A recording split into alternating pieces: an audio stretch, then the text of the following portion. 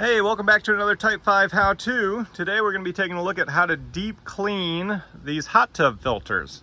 Now, every week you should be taking these out and spraying them off with a garden hose or a pressure sprayer, and that'll knock down all the dirt and larger particles off of them.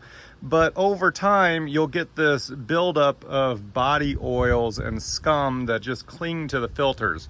So about once a month, you need to be soaking this in a hot tub cleaner. Now, I use this product called Power Soak.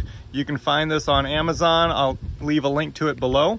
And we put about a half cup of the Power Soak into a bucket of hot water, and we'll let this soak overnight. I'm gonna go ahead and do one of these filters, soak it in that bucket, and then tomorrow I'll spray off that filter and we'll have a nice side-by-side comparison to see how this filter is cleaned with the Power Soak versus just spraying the filter off with a hose or pressure washer. All right, so we'll get this set up and then come back tomorrow and see how it does. Well, after spraying this filter off compared to the dirty one, it looks great.